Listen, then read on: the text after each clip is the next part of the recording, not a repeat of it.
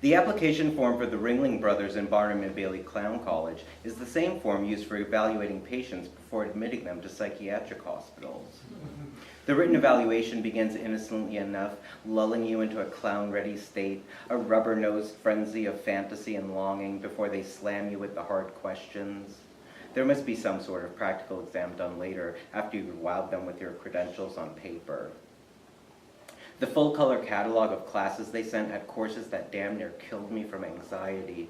Intro to pratfalling with Professor Stumbly, Advanced Team Juggling with Miss Scorchy, Stilting 101 with Clementine Shorty. Judging by the pictures, student clowns went everywhere on stilts, bright smiles beaming through painted frowns.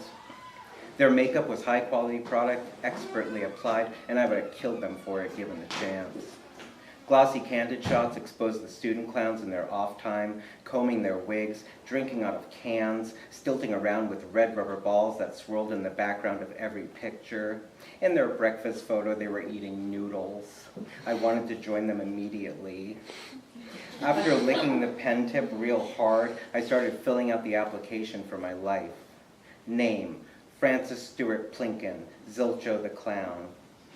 I wasn't sure if they needed my real name or my clown name, so I put both. Age, 18. I put 18 instead of 11. I didn't want to scare them off with my youth before I had the chance to win them over in person. Age wasn't a worry, as institutions of higher learning were beginning to appreciate the genius of youth.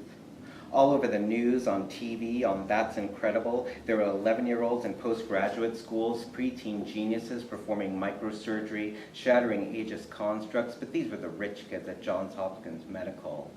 Clown colleges most likely had a different take on early entry programs for geniuses. I licked the tip of the pen again, something I saw my dad do, and got serious. I didn't even put on a full costume. How many times have you moved in the last 10 years? There was the once, out of the project and 2 streets over to the tenements, but I don't remember it. 6 times I wrote in my best handwriting. Logically, they would be seeking someone driven with a penchant for travel, not some dead weight balloon twister who'd be content to work the local birthday party circuit for the rest of his life.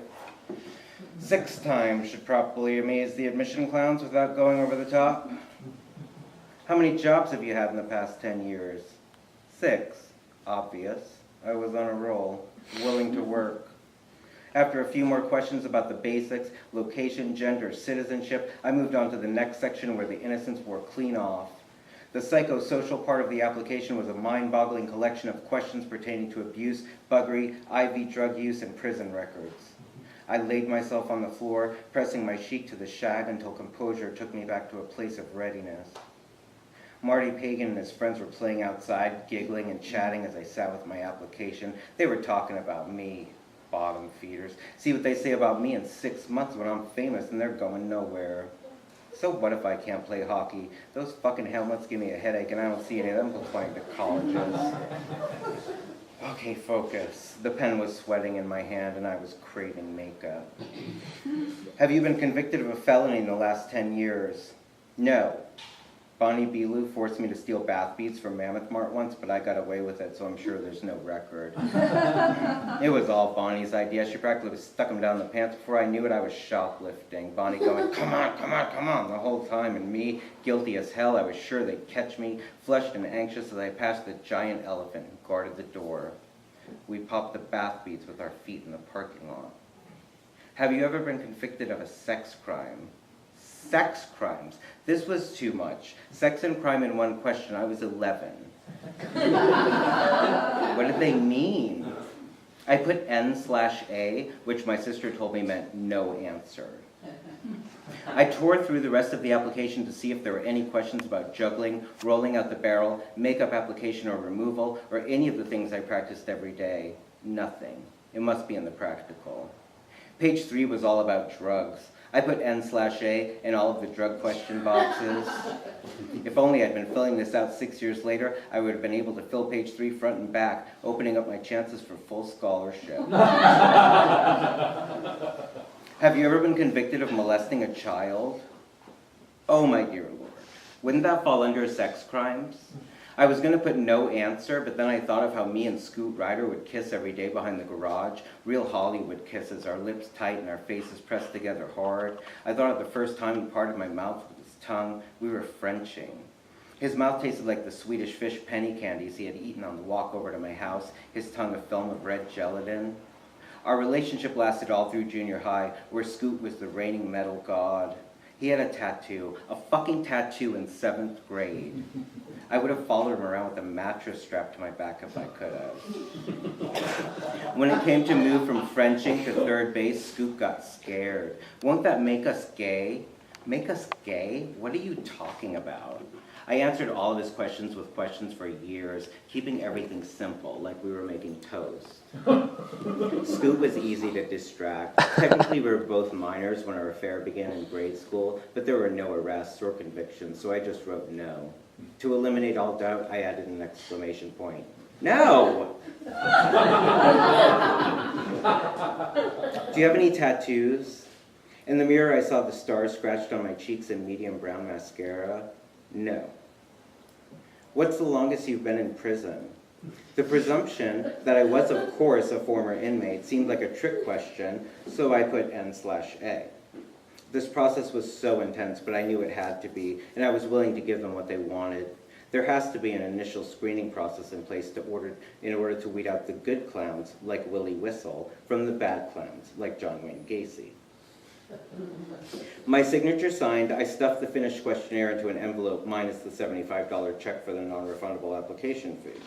My mom said no way when I asked her for the money, despite the passion of my begging. Mom, please, this is my life we're talking about. The "this is my life" part was in a movie, so I used it. In the movie, it worked. Judith Light's character screamed, "This is my life," to the ex-husband character, who caved immediately upon hearing the words. The magic phrase didn't work on my mother. I forgot we had watched the movie together and that she hated Judith Light way more than she hated clowns. She was not budging on the application fee, even if it was my life. She got real close to my face, real serious. Clowns have miserable lives, Francis. Clowns die drunk and alone in their big shoes. That was it. My mother had put her fears to their finest point. I guess parents don't dream their kids will be clowns. My mom and all her sisters wanted me to be a priest, told me that God had chosen me for the cloth. She meant it too, the priesthood. You were meant to be a priest, she insisted. Father Haysbrook said so. A clown, Francis? No way. No way am I blooding my hands with your demise. Suddenly she was Pontius Pilate, washing her hands in an imaginary bowl she kept on her vanity, miming as she railed against clowns, using my own weapons against me. A clown? My God, Francis. She started to fan herself with a magazine, real dramatic. I think the bloodied hands number was in a movie too, a Jesus movie she saw. She acted as if she knew a whole bunch of clowns before she met my dad, as if her teen life was filled with unexpected shaving cream pies to the face. Even now she shivers when someone mentions clowning. So do all my sisters, all her friends, and most of the kids at school. Oh, clowns scare me to death, my sister always said at the Macy's Thanksgiving Day Parade when we were dragged up Fifth Avenue every year. She ain't dead yet. It's hip to act fearful of clowns, and most Americans aren't coulrophobes, they're compulsive liars.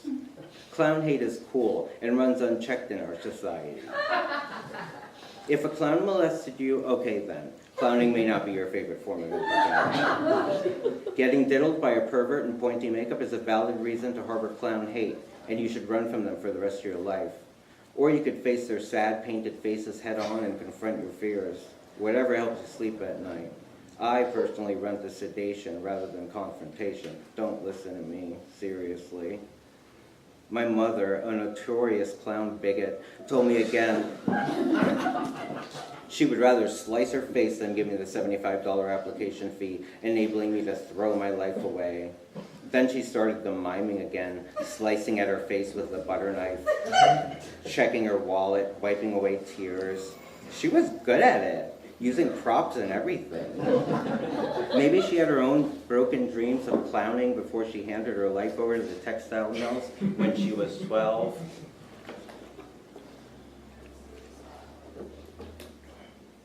Everybody worked in one factory or another here, assembling pieces of parts that would go on to become the sole of a shoe or the fin of a rocket. I like thinking that my mom built rockets, but she didn't. She built shoe soles. Her mother before her worked in a knitting mill, loading yarn in repetitive motion onto large spools to be shipped. In her last years on Earth, this repetitive motion was all she could remember. Sitting up in her hospice bed, surrounded by strange faces, loading invisible yarn onto an invisible spool, she let the motion wash her, keeping away from thoughts of bedpans and who these people standing by her bedside were. I wonder what my motion will be. I hope it's not snipping.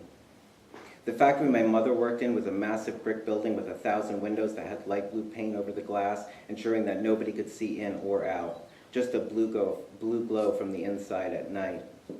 When we drive by, I'd imagine her inside the glow, hot glue and rubber tearing her small, rough hands. There had to be a way to get her out. Money wouldn't be an issue soon. Once they saw my juggling credentials, which I wrote on the back of the psychosexual question page, they would send for me.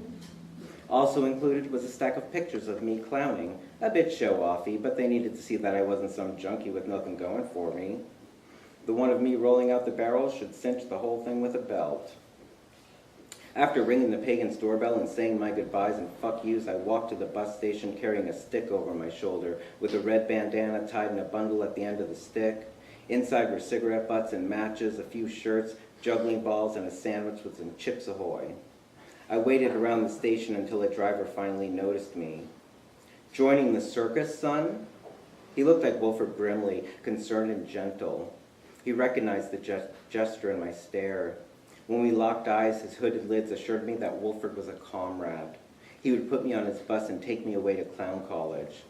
Yes, sir, the circus. They're expecting me at the Ringling Brothers and Barnum and Bailey Clown College, but my mom won't drive me. I have $10 from the clown shows I do. Is that enough to get me there?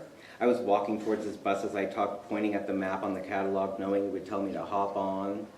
What's your name, son? Said Wilford. I knew this line of questioning where what's your name comes before what's your phone number. Soon he'd want to call my mother and send me back.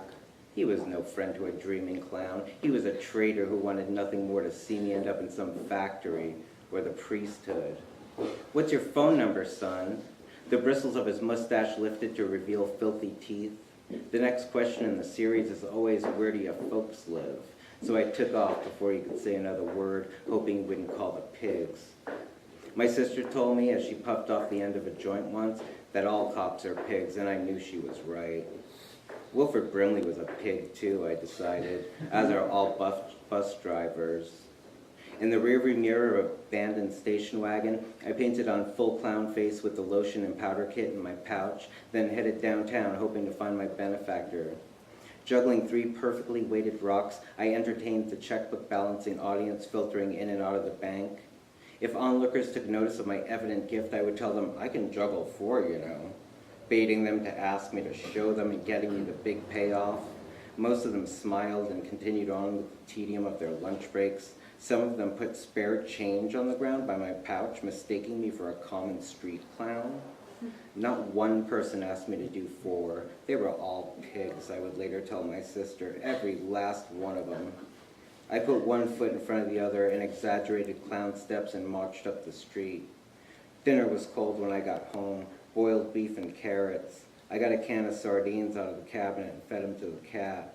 We sat outside and waited for the sun to go down, me and the cat and a can full of fish. 9 months later, my pouch stank of soured Miracle Whip and cigarette butts. It sat in the corner of my closet, the stick and bandana looking authentic at last, with food stains and holes big enough for dreams to fall from. They could have at least sent a letter.